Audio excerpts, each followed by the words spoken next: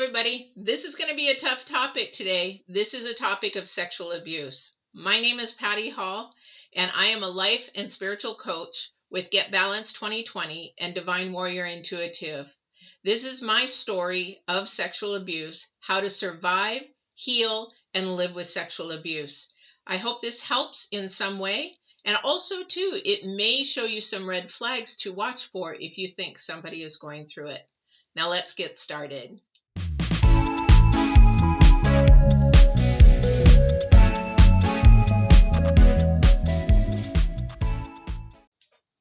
Welcome back, everybody. My name is Patty, and this topic that we're going to talk about is sensitive. So if you have little children, they may want to leave the room at this time. I also picked the topic, picking up the pieces, because as a survivor of almost any abuse, you do have to pick up the pieces and start over again. We actually have to learn a new core foundation because our original foundation was broken, and we're going to talk about that today. It is going to be 3 parts because it is very intense, probably to some of you, or maybe a little shocking to some of you, so that you can process and see if this might be happening around you or in your family, or maybe that a little one is trying to reach out to you and you don't even know it. So this might help you in that aspect. So in these 3 parts, I'm going to be talking in the first part about stats and also the act of what is happening during sexual abuse to the victim and how they're feeling in that aspect. The second video is going to be more on the healing process aspects, because everybody is different in how they need to heal and how they deal with trauma and PTSD and triggers and that kind of a thing. And the third video is going to be on living with sexual abuse. And you're like, well, if you're healed, then you shouldn't have healing, or you shouldn't be living it, right? Wrong. You will have that the rest of your life. All right. So if you have little ones in the area, please maybe step them out of the room or have them watch TV or do something in an activity, because this is probably not a video that you want them in earshot. All right. Because it will get sometimes graphic.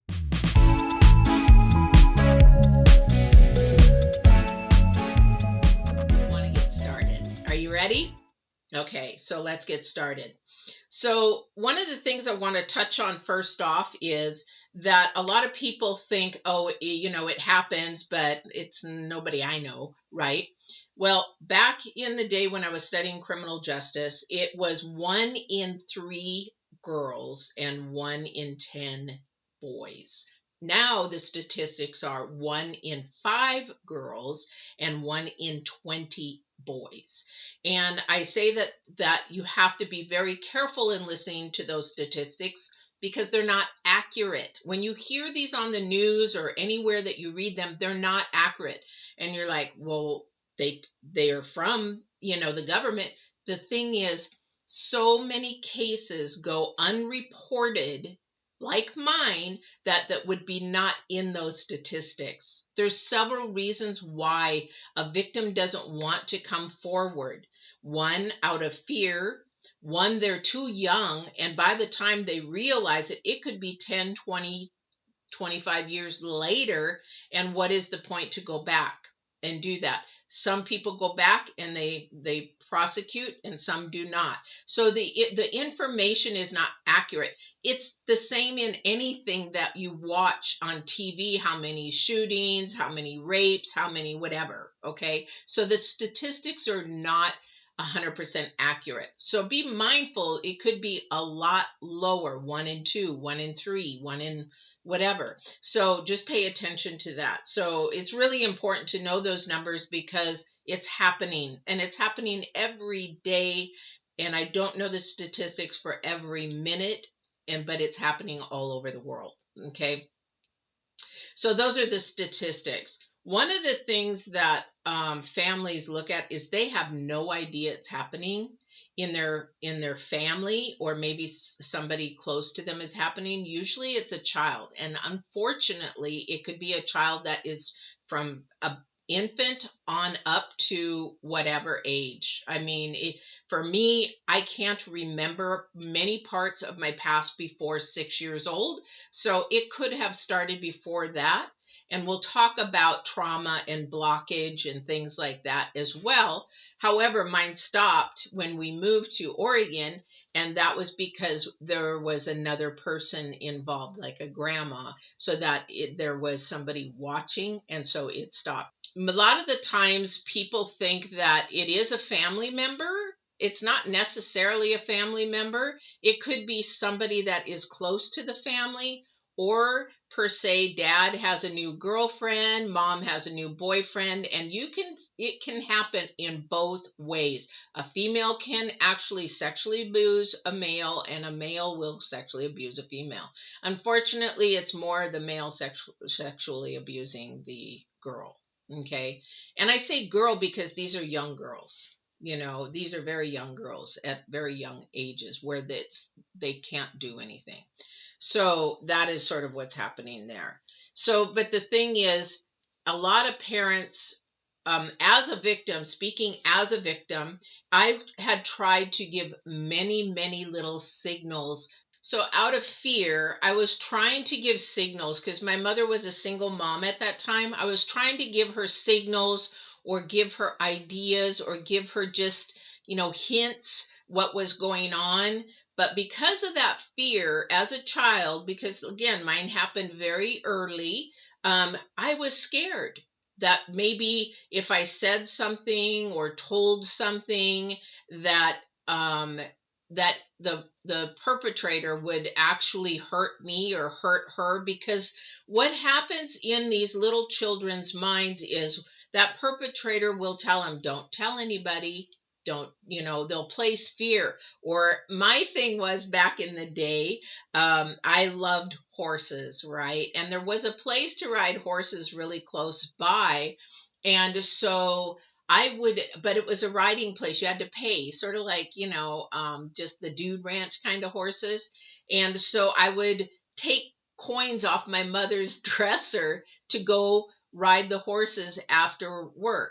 Now, she became married at some point. I think it was probably when I was about 8 years old, and he would put a lot of change on there, and I would take the change. And I mean, my gosh, you think they would notice the change is missing, right? But I would steal that money and go ride the horses. So my perpetrator would say, "You know what? I know you steal money off off of the dresser, so I'm going to tell." So as a fear, as a little one, I'm like, that's the thing I love. That's where I go when I feel safe. I don't want that to be told. So your perpetrator or the perpetrator will tell you to place fear in you so that you don't tell anyone. And so you have to live with it in silence. As a child, this is traumatic, and it creates PTSD for older, which we'll talk about in one of the next series, and probably two in healing. But the thing is, you live by fear.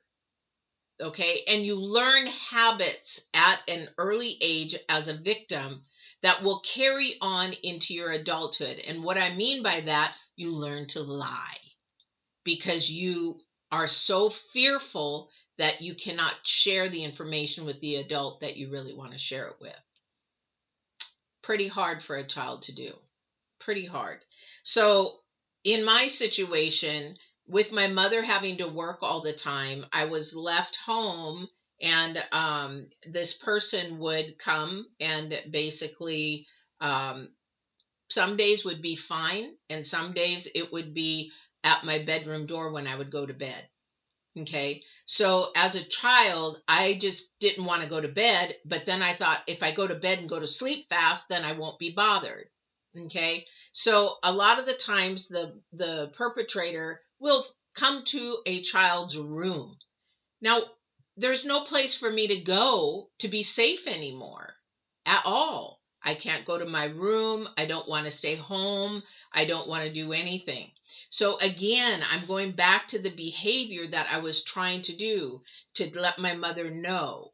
So please, If you are not a victim of child or sexual abuse, then listen to your children because they're giving you signs. Or maybe you know somebody's child.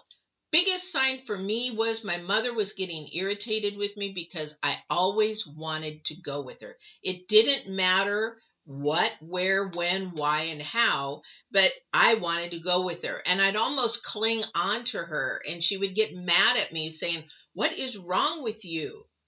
I need to go to work."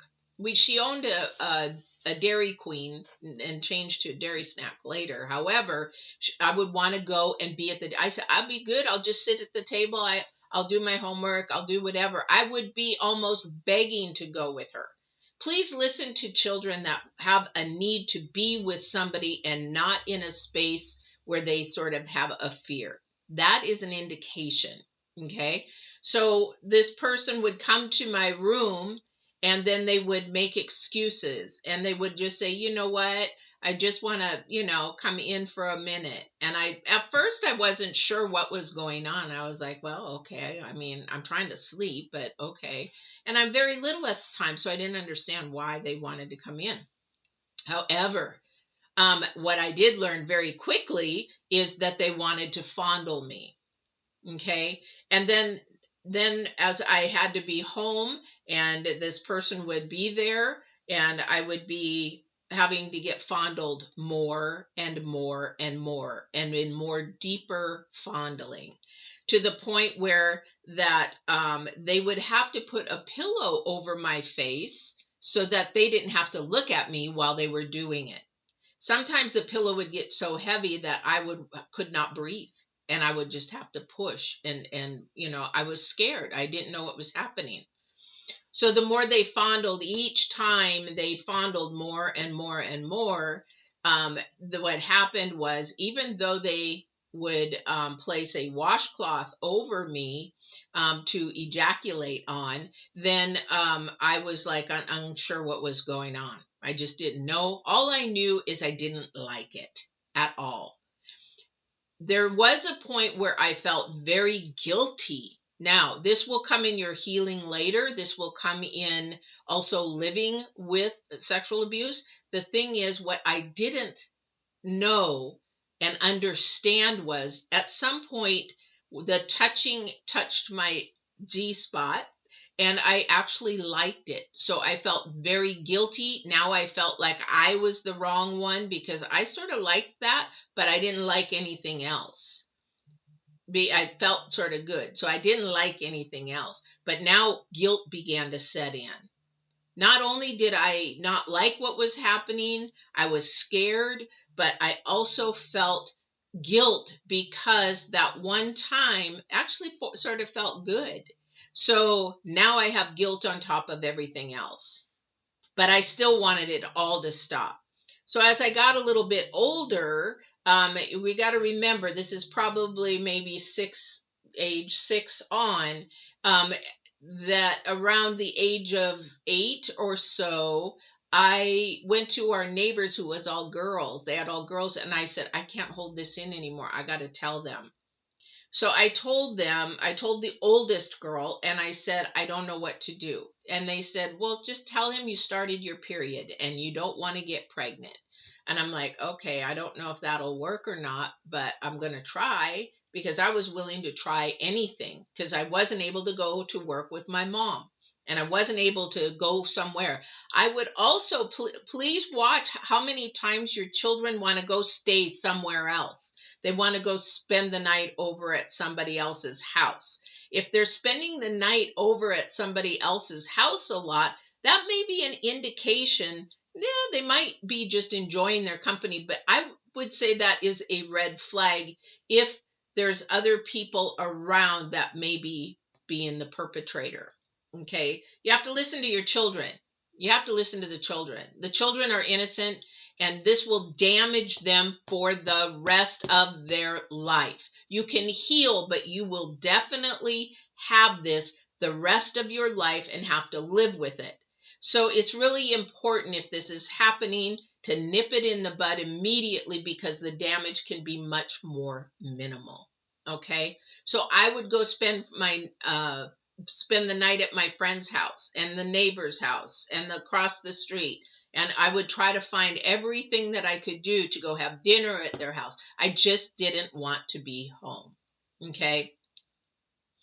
So time goes on, and I tried to tell my perpetrator. I said, you know what? They would come to the door, and I said, I can't do that anymore.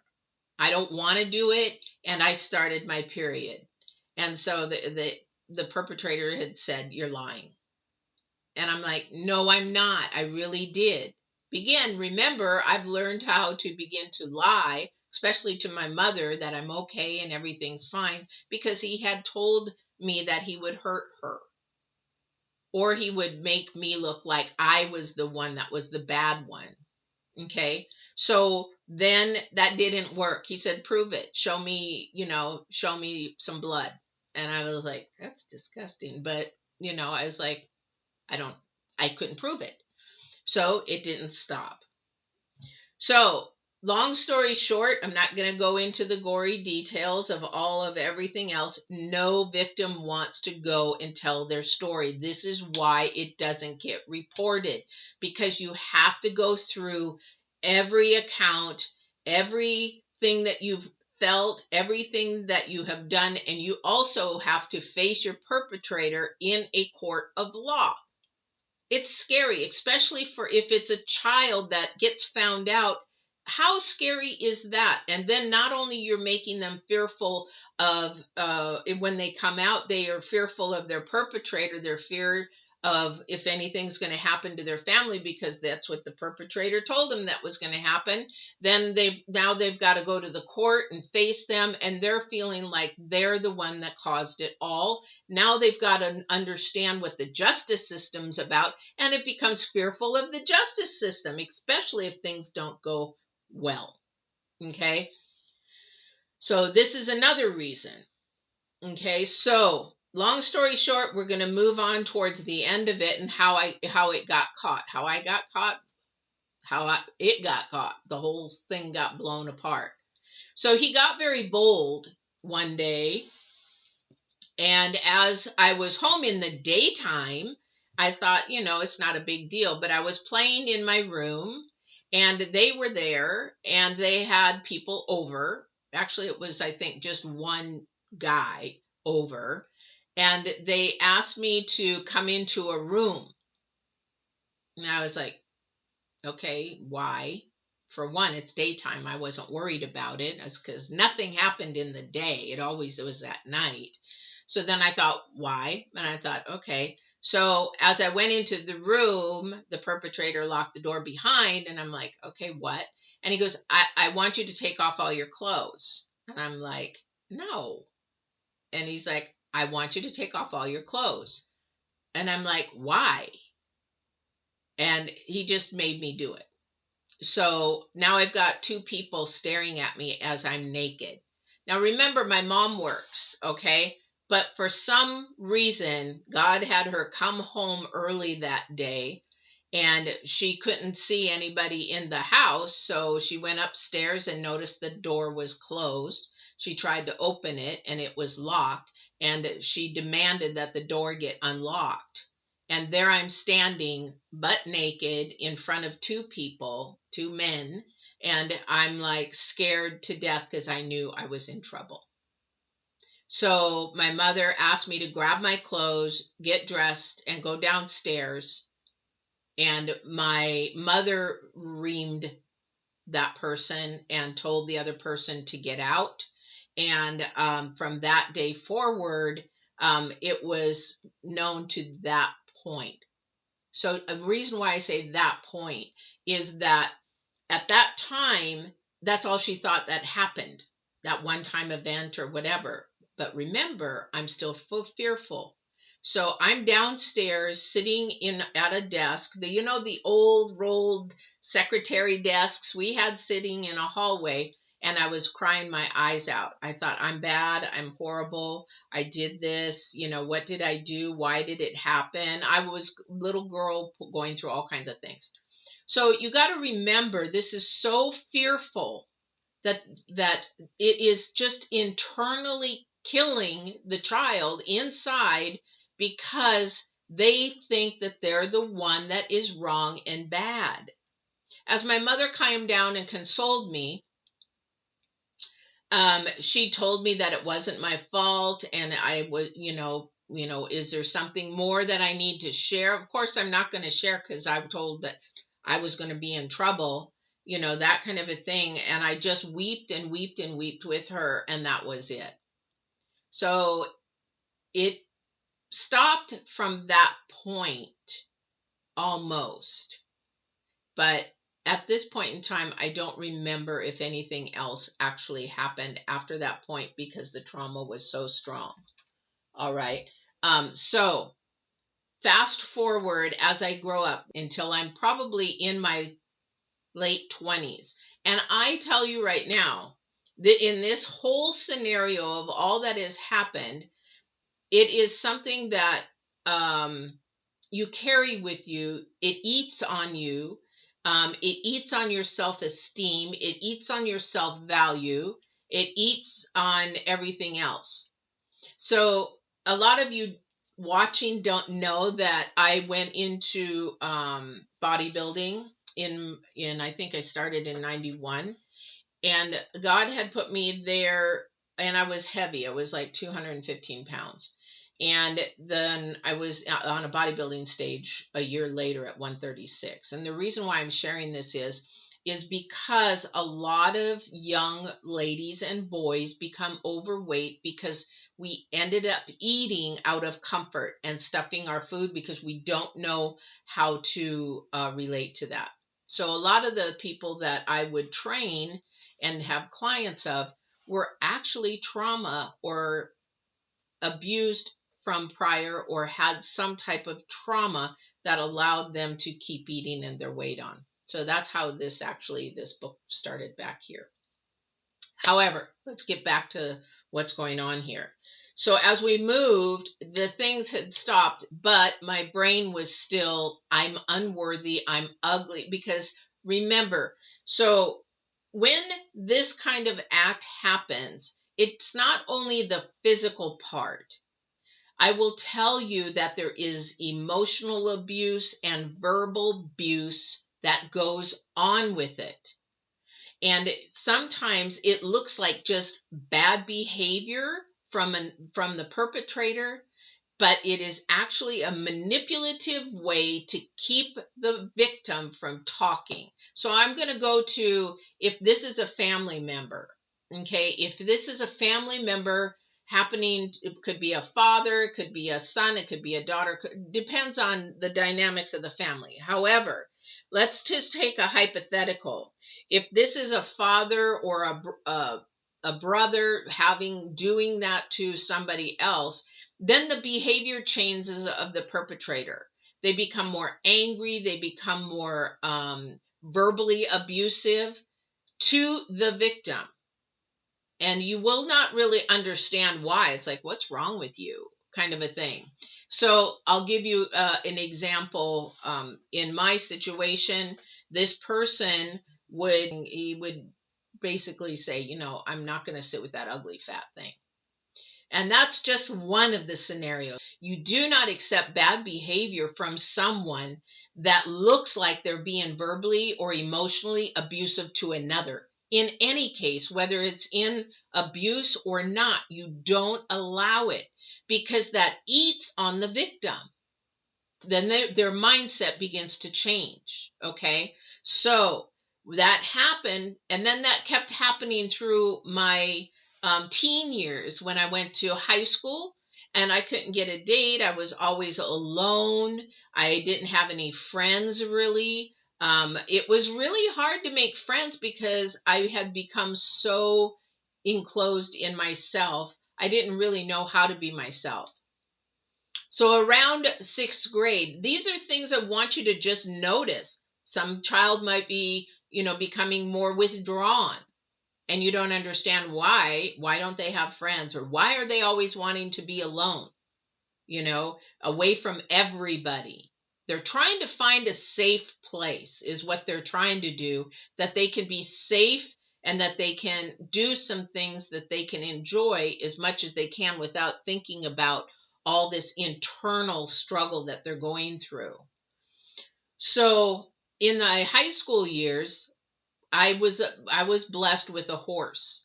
And so I would spend all my time out there with my horse. I would just be doing everything with my horse. I would cry on my horse. I would tell my horse all that was happening to me. And this could be a pet. This could be a dog, a cat. If you see somebody latching on to an animal, this is their solace. This is their safe haven. This is their sanctuary. This is really, really an important thing, behavior to be watching for. I would always be out at the barn. I didn't care if I had to clean tack, muck the stalls. I didn't care. I had my horse, and my horse was my unconditional love, which I did not receive. My mother was too busy working. She was busy working, trying to raise 3 children at the time. We had 2 sisters that passed away, but she was trying to just make a living for raising 3 children as best as she can. She didn't see the warning signs. She didn't see the behavior changes. She didn't pay attention to those things. Parents are supposed to be protectors.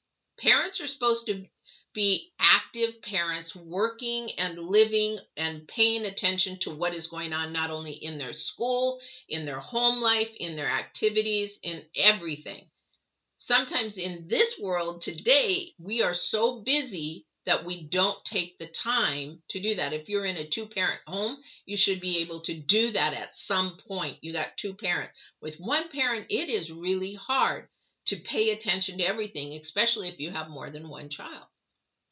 And usually this doesn't happen if there's 1 child. However, it does happen because we have extended families that come in that are wolves in sheep's clothing, pretty much to per se. All right. So, long story short, let's get to the end of this, because the next thing I want to talk to you is about healing. However, now I'm in my teen years. This carries over. My self-esteem is low. I still hear the words in my mind that I am fat, that I am ugly, that I will never be anything. I hear those from my perpetrators, so I'm beginning to believe it. Now, if I were to look back at those days and pictures of those days, I was not fat at all. And I actually had a few friends, which is good to have a few friends, that you can, but I couldn't tell them everything. There's no way I could tell anything. There was one friend that I had that she was having the same thing happen to her, only it was still happening to her. And so we could share our stories. Okay. And we'll talk about that in healing later. But the thing is that it carried over.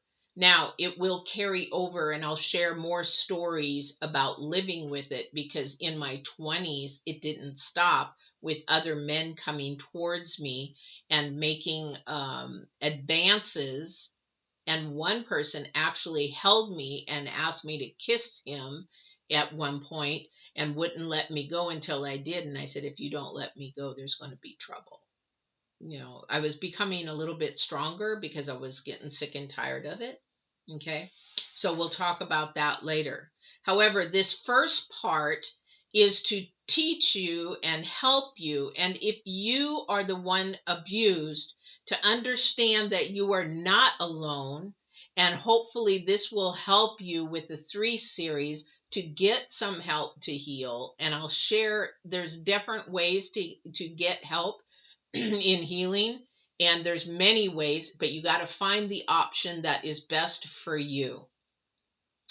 Parents, teachers, I don't know who you are out there that are watching this, please pay attention to the children, what their behaviors are, what they're doing. And if something changes drastically, there is something going on, either mentally, emotionally, maybe somebody's visually abusing. Here's the thing about abuse, because I've worked in chemical dependency, and in the mental abuse or mental department was right next door, so we would get intertwined a lot.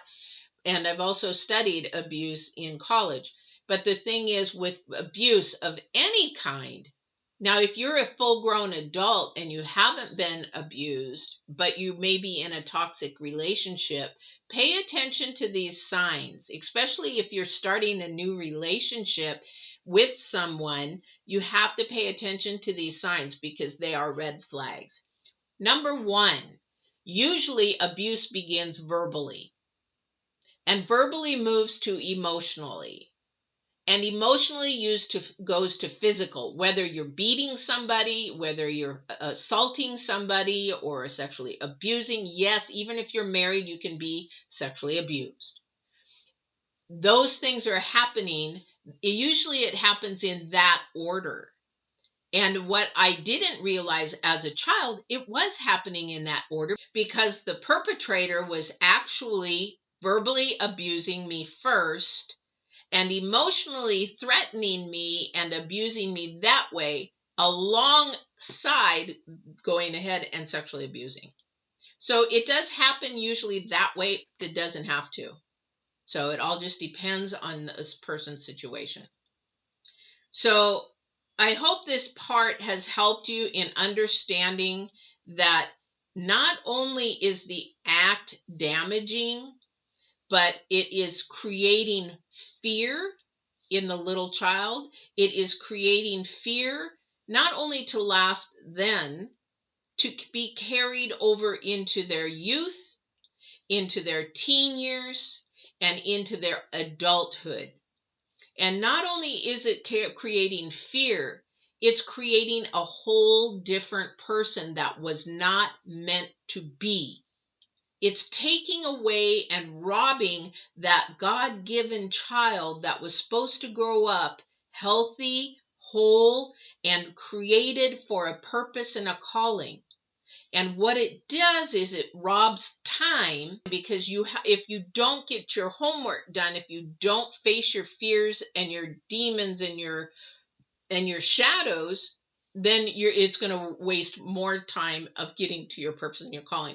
God designed us to be here for a reason. And most of us that are the victims, what we learn as we grow through our healing process, which you will hear next, is that we take that pain, that trauma, that fear, and everything that has been done to us, we take that and turn it for good, because God does not take anything of our pain and our struggles and our sorrows and our hurts and our lessons, not for good. So my goal here with these 3 videos is to help you as either the person looking in or the victim looking out, to help you not only to heal, but to not end with you, but to help somebody through you. That's what we're here for. All right. So I hope this was helpful, and we will see you on session 2 about healing.